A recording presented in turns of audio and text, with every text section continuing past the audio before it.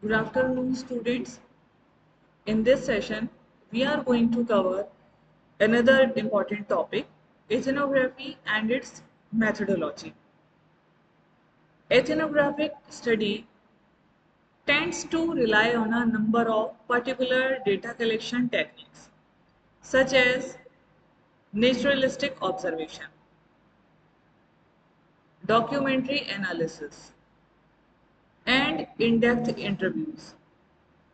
When these methods are used, it marks the ethnographer's application of study of people in a naturally occurring setting or field, in which the researcher participates directly, where there is an intent exploration of meaning of these settings, their behaviors, their activities from the inside. So, the prime method in ethnography being fieldwork, where a variety of methods and techniques to ensure the integrity of the data through selection and sampling of a place or people or program to study, even though the ideal site for investigation of the research problem is not always accessible.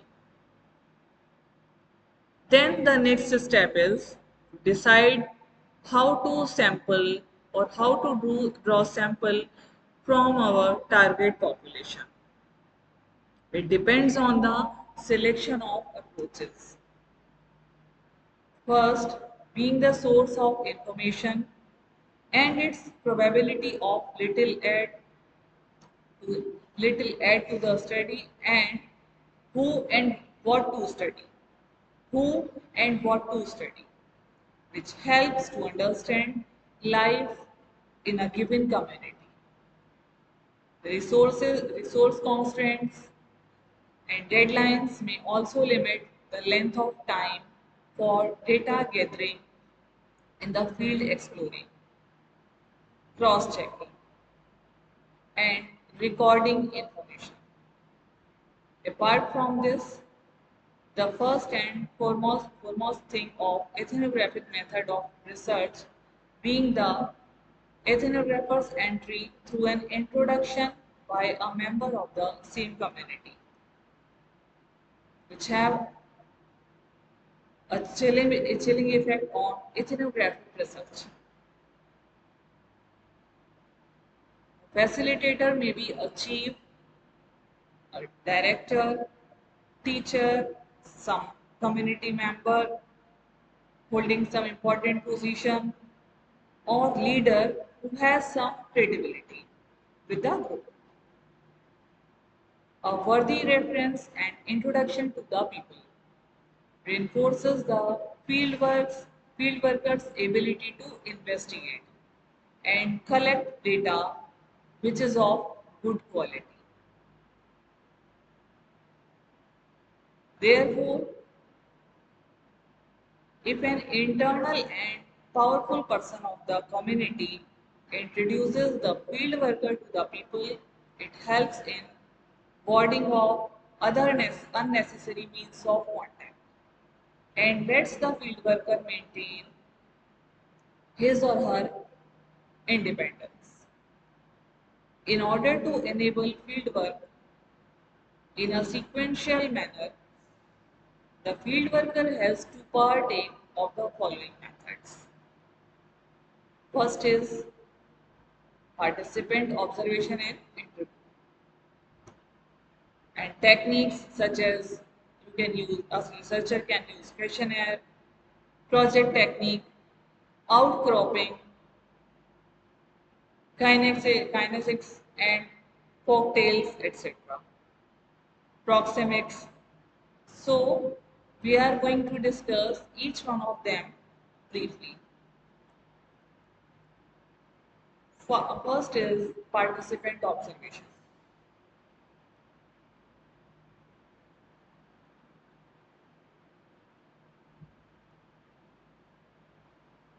This contains participation in the lives of the people under study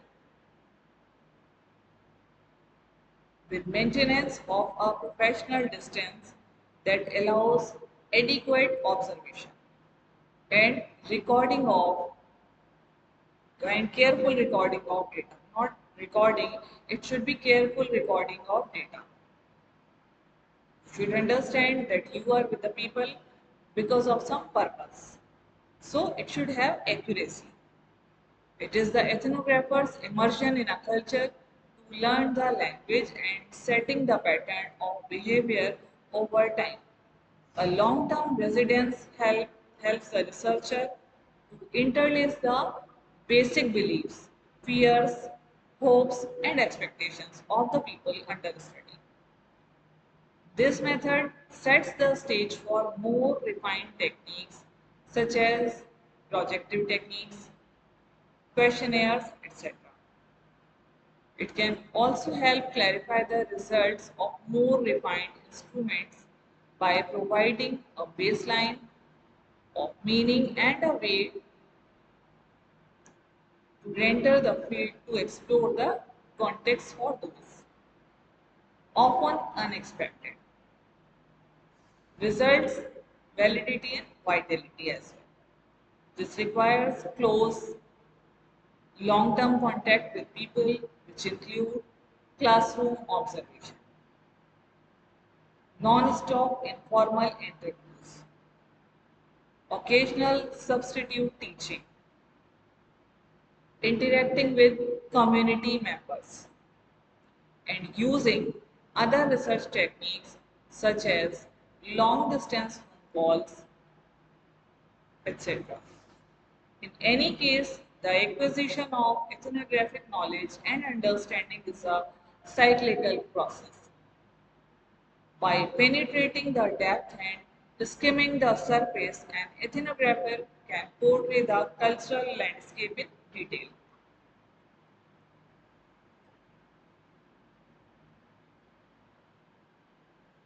Interviewing.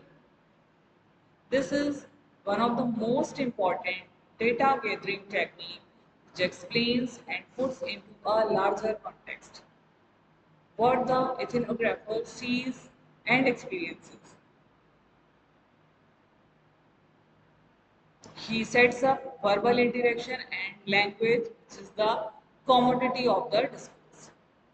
General interview, which includes structured, semi-structured, formal and informal and retrospective interview. Formally structured and semi-structured interviews are verbal approximation of questionnaire with explicit research goals. These interviews are most useful at the middle and end stages of a study for the collection of data about a specific question or hypothesis. Whereas informal interviews are most common in ethnographic work, which seem to be causal conversations but useful in establishing and maintaining a healthy record and offer the most natural situations or formats for data collection and its analysis. The interviews also contain survey or grand tour questions, specific questions, open-ended or closed-ended, protocols and strategies, informant questions, etc.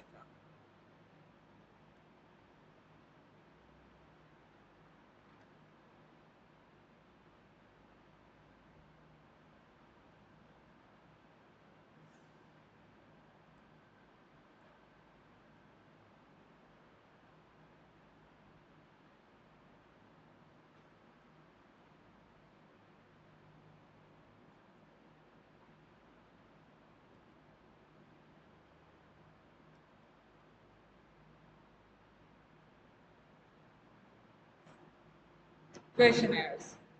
These are close to the approximation of structured interviews, and they are perhaps the most formal and rigid form of exchange in the interviewing spectrum, the logical extension of an increasingly structured interview.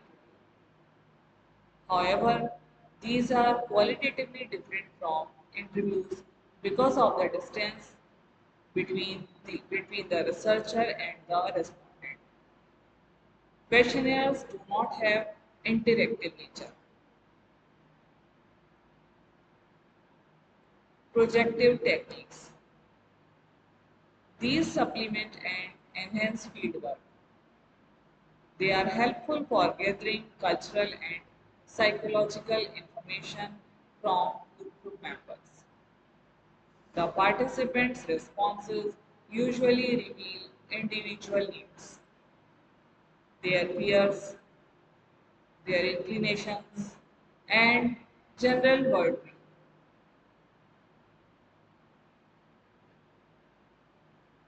Outcroppings. Outcropping is used in understanding the consensus of inner city ethnography. Buildings, skyscrapers, burnt out school, worn out hospitals, mall, street art, urine traces in city streets, garbage, etc. It tells us a lot about a city and the way it lives. So the ethnographer takes note of such outcroppings to make an educated guess about the condition of a city.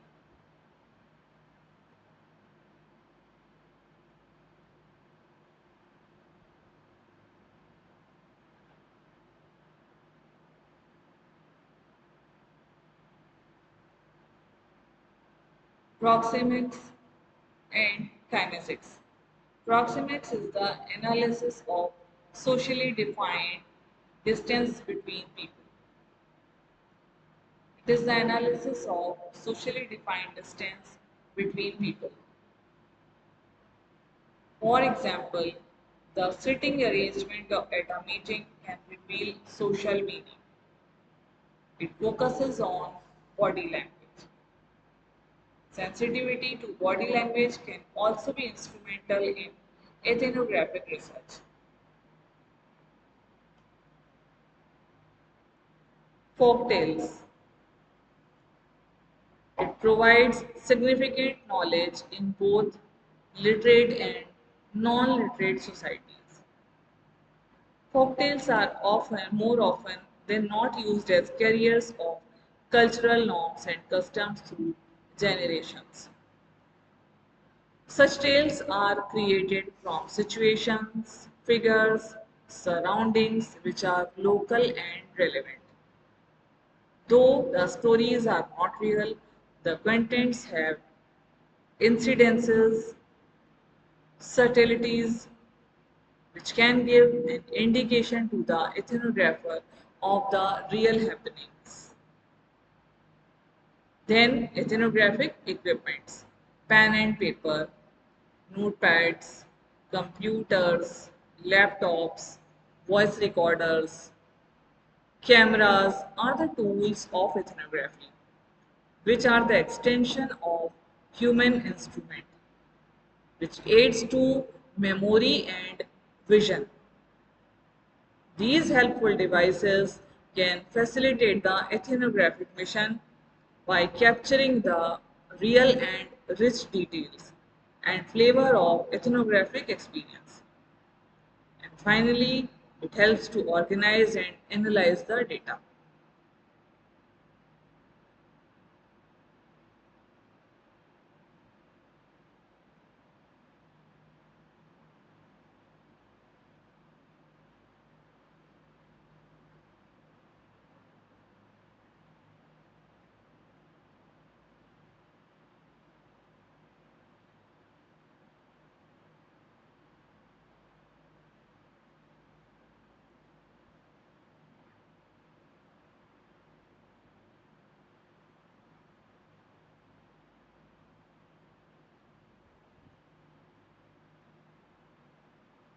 Now, types of ethnographic research.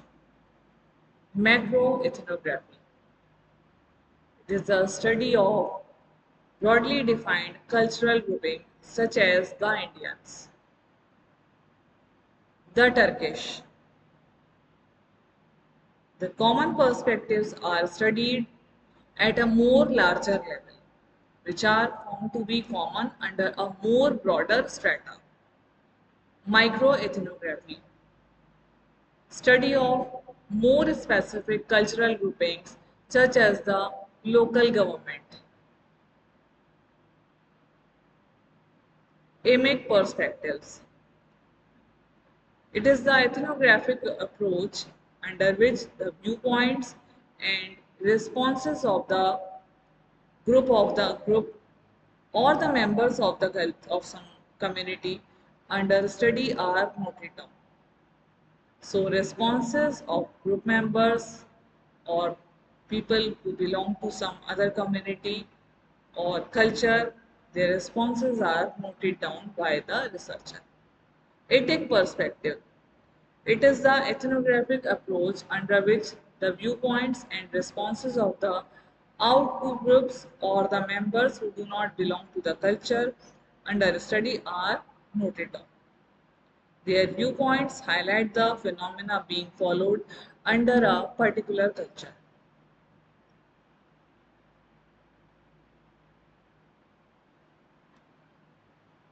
In our next session, we will study about steps in ethnographic research.